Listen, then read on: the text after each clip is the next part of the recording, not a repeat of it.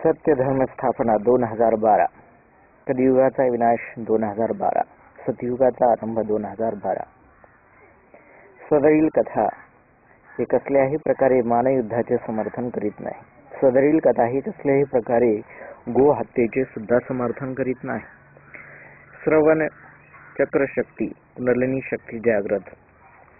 हे कल्की अवतारा, कल्की ख्रिस्ता, मला श्रवण संबंधित कुंडलिनी शक्तीचे ज्ञान मला द्यावे ही नम्र विनंती. कल्कीद्वारा उत्तर. श्रवण शक्ती चक्र हे कानाशी संबंधित चक्र आहे. दोन्ही कानाने जे ऐकले जाते त्याचे शब्द ध्वनी एकच असतात. दोन्ही कानाने वेगळे शब्द ऐकू येत नाहीत. प्राणी मात्रांना कानाचे वरदान मी दिलेले आहे. कानांनी चांगले श्रवण करणे अतिशय आवश्यक आहे. कानांचे श्रवण शक्ती चक्र ही कुंडलिनी शक्ती मेंदूच्या बुद्धिचक्राशी जोडलेली आहे.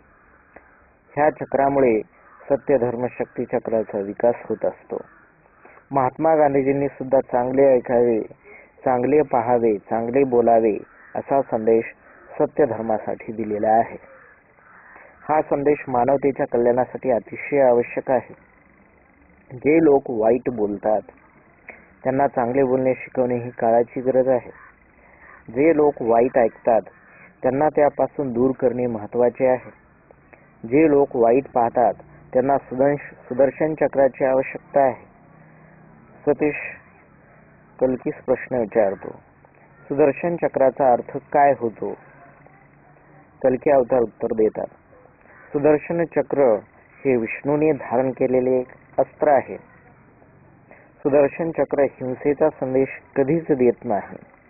सुदर्शन चक्रासंबंधित हिंसेचा गैरसमज दूर करण्यासाठी मी तुझी निवड केलेली आहे. सुदर्शन चक्र हा शब्द 3 शब्दांचा मिळून बनलेला आहे. सु अधिक दर्शन अधिक चक्र. सु म्हणजे चांगले. दर्शन म्हणजे पाहणे किंवा भेट घेणे. चक्र म्हणजे पुन्हा पुन्हा किंवा चाक. पुन्हा पुन्हा चांगले पाहणे म्हणजे सुदर्शन चक्र. पुन्हा पुन्हा चांगले बोलणे म्हणजे सुदर्शन चक्र. पुन्हा पुन्हा चांगले ऐकणे म्हणजे सुदर्शन चक्र होय.